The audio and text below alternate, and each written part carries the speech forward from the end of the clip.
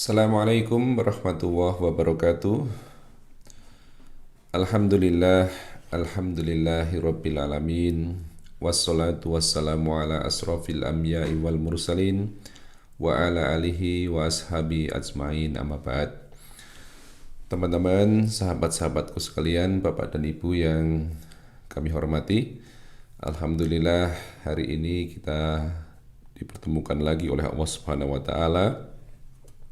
Suara saya masih juga mungkin belum enak didengar, akan tetapi alhamdulillah kita akan melanjutkan pembahasan kita kembali tentang adab-adab menuju ke masjid, ya. Jadi kita kemarin sudah sampai kepada ketika kita masuk masjid mengucapkan salam, ya. Dan selanjutnya pada kesempatan hari ini kita akan lanjutkan, yaitu bahwa ketika kita memasuki masjid hendaknya yang pertama kita lakukan adalah sholat tahiyatul masjid, ya. Sholat tahiyatul masjid 2 rakaat, ya. Ini hadisnya, jika salah seorang di antara kalian masuk ke masjid, maka jangan langsung duduk sampai mengerjakan sholat 2 rakaat, maksudnya sholat sunnah tahiyatul masjid. Ini penting teman-teman kita mengetahui, ya. Banyak di antara teman-teman kita yang masuk ke masjid langsung duduk, ya. Apalagi kalau kita lihat Jumatan itu, sholat Jumat, ya, khotib meskipun sudah di mimbar, itu kalau kita datang ketika khotib sedang berkhutbah, kita tetap harus melakukan sholat tahiyatul masjid dahulu, ya. Nah, sholat tahiyatul masjid yang kita lakukan itu juga tidak boleh panjang-panjang, ya. Sholat tahiyatul masjid kok yang dibaca misalnya surat Al-Baqarah, ya kan tidak mungkin. Jadi dengan surat-surat yang pendek saja, ya. Jadi sholat tahiyatul masjid ini, meskipun kita tidak dalam rangka akan sholat berjamaah, ya, misalnya kita ada perlu di masjid, ya, ini penting teman-teman. Sholat tahiyatul masjid itu adalah sholat penghormatan terhadap masjid. Jadi kalaulah misalnya teman-teman datang ke masjid ini maunya bukan mau sholat, ya, maksudnya bukan mau sholat berjamaah rawatib, tapi di sana pengen misalnya memperbaiki speaker, ya, pengen memperbaiki ampli, atau akan ada satu kegiatan yang kita lakukan ketika masuk masjid itu, ya, adalah tetap sholat tahiyatul masjid, ya. Mau pengajian sudah mulai misalnya, ya, yang kita lakukan adalah sholat tahiyatul masjid dahulu, ya, sehingga ini tidak harus dilakukan ketika kita mau sholat berjamaah. Jadi sholat tahiyatul masjid itu adalah adab pada setiap kita memasuki masjid, ya. Jadi mohon diperhatikan teman-teman, kita mau ada kajian di masjid, kita mau membetulkan speaker bagi teman-teman yang biasa maintenance pengeras suara ini tetap harus masuk sholat tahiyatul masjid dahulu, ya, karena masjid harus kita muliakan, ya. Kemudian teman-teman, adab selanjutnya adalah hendaknya memilih shaf yang pertama, shaf depan, ya. Jadi ini hadisnya teman-teman, coba perhatikan, dari Abu Hurairah radhiyallahu an bahwa Rasulullah shallallahu alaihi wasallam bersabda, seandainya orang-orang mengetahui pahala adzan, ya, dan shaf pertama, kemudian mereka mendapatkannya dengan cara diundi, tentu mereka akan melakukannya, ya. Jadi luar biasa kan ini teman-teman, ya. Jangan kemudian kita datang itu kayak orang asing gitu, orang asing yang tidak pernah masuk ke masjid, ya, seperti orang takut gitu, ya, masuk masjid, ya, kemudian milih di pojokan, ya, di belakang lagi, ya. Seperti seakan-akan itu yang depan adalah milik orang-orang yang mungkin orang-orang yang ilmunya lebih tinggi dan sebagainya. Semuanya kita di hadapan Allah itu sama. Kalau ke masjid, kita langsung berada di saf awal. Lucunya itu kadang-kadang gitu, seperti yang ini terjadi di banyak tempat mungkin ya. Kalau kita disuruh berada di saf awal itu kadang-kadang kalau kita kayak gitu ya, monggo Pak, sholat di saf depan. Ya dia bukan kemudian menuruti, tetapi malah mengatakan monggo monggo monggo. Jadi apa ya, lucu kan? Ini padahal hadisnya itu kalau saja tahu keutamaan adzan dan shaf pertama itu pasti akan melakukannya meskipun dengan cara diundi, berebutan. Saya pernah lihat sendiri teman-teman ya, ketika di Masjid Nabawi itu ya, kan Masjid Nabawi itu ada saat-saat pintunya ditutup. Nah, jamaah itu yang mau masuk kan sudah antri di luar. Ketika pintu itu dibuka, itu pada berlari, ya, berlari. Ternyata berlarinya itu adalah supaya bisa ada di saf pertama. Ya, ini kan luar biasa, ya. Tapi jangan sampai kemudian di sana sudah berlari, ya, ada di saf pertama, di masjidnya sendiri malah tidak mau di saf pertama. Nah ini juga salah ya teman-teman. Jadi mari kita biasakan setiap hadir di masjid, sholat 2 rakaat tahiyatul masjid dan ada di saf awal, di saf depan. Keutamaannya itu luar biasa teman-teman ya. Keutamaan adzan dan saf awal, saf pertama. Ya, dikatakan dalam hadis ini juga keutamaan adzan ya. Jadi kalau sekarang lagi banyak orang bicara tentang adzan, bagi kita teman-teman yang penting adalah bagaimana memahami bahwa adzan itu adalah panggilan sholat.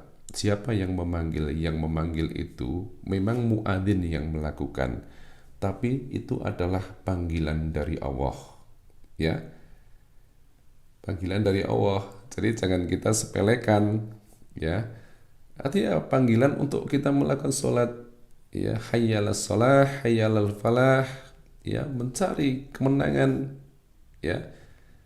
Ini yang kita itu dengar terus tapi kita tidak pahami. Ketika ada kontroversi tentang adzan kita ribut, tapi ketika adzan berkumandang kita santai-santai, bahkan tidak ke masjid ya. Dahulukan kita memenuhi panggilan adzan. Orang-orang yang melakukan adzan itu para muadzin teman-teman, itu memiliki keutamaan yang luar biasa. Disebutkan di dalam hadis, nanti orang-orang yang adzan itu, para muadzin itu, nanti di akhirat lehernya itu akan panjang. Ya, jangan kemudian diasumsikan lehernya yuk panjang koyok jerapah, itu bukan. Artinya apa? Nanti paling mudah dilihat.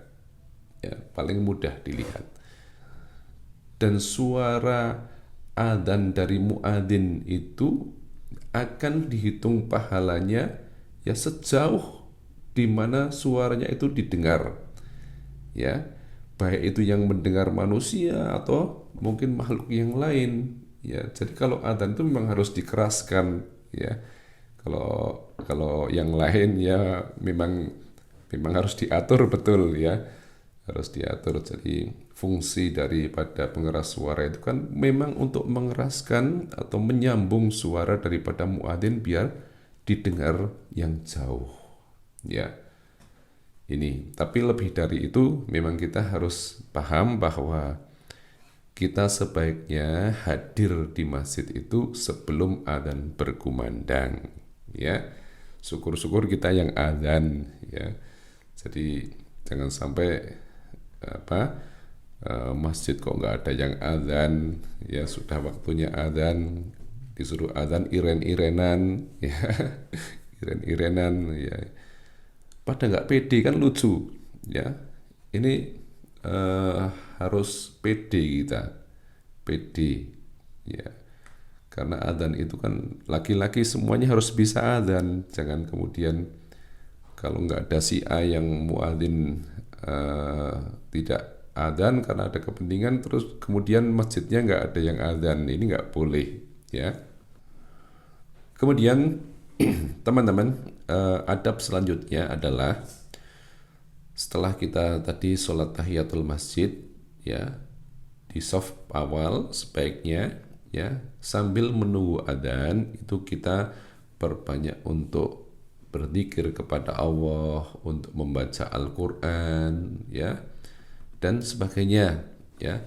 Jadi kalau nanti kemudian muadzin ini sudah adzan, ya, ini kita ada keutamaan untuk memperbanyak berdoa, ya.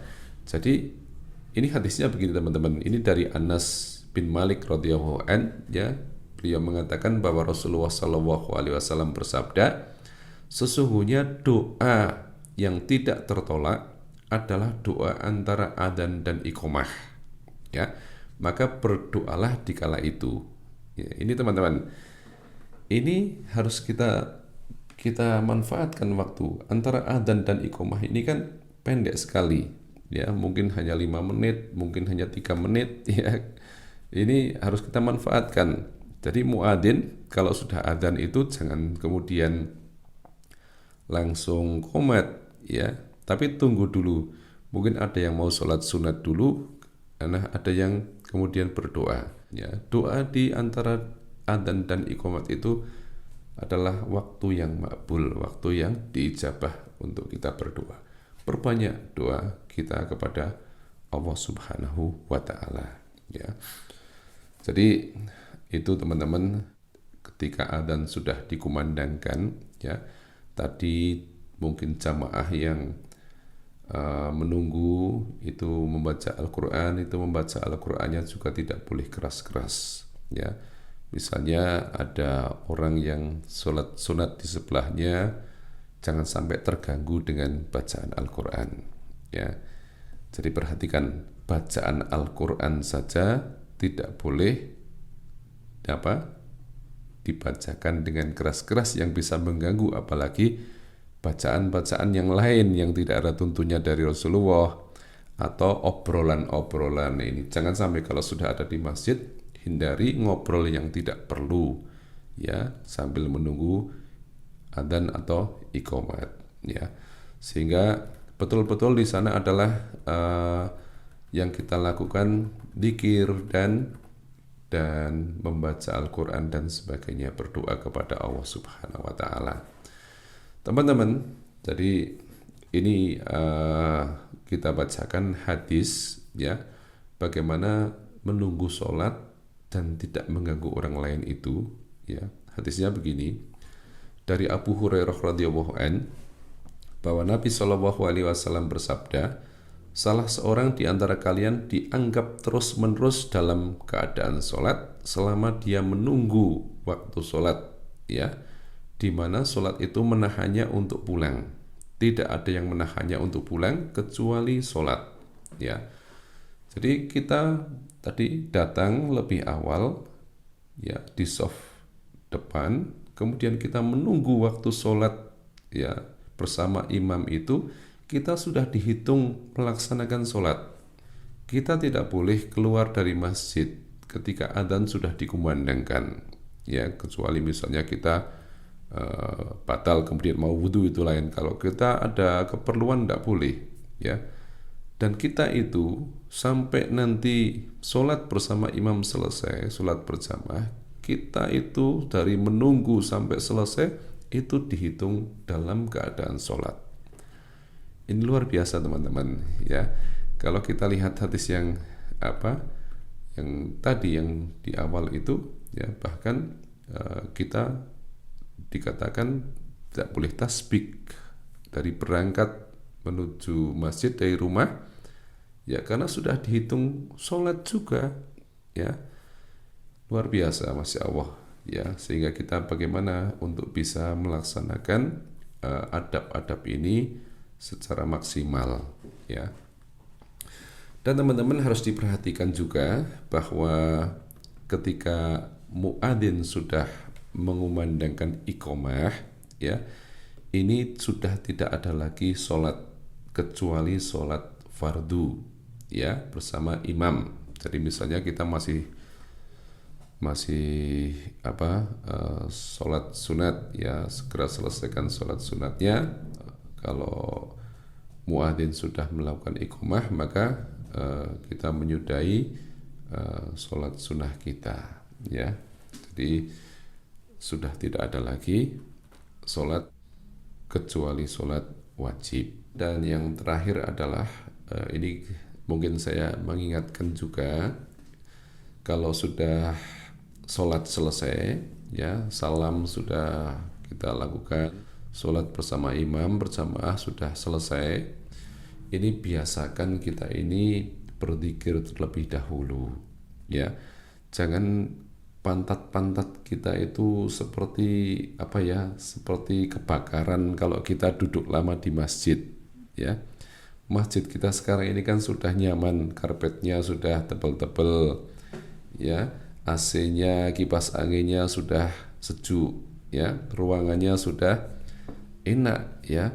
Sehingga kalau kita ke masjid sholat berjamaah itu jangan buru-buru pulang, ya.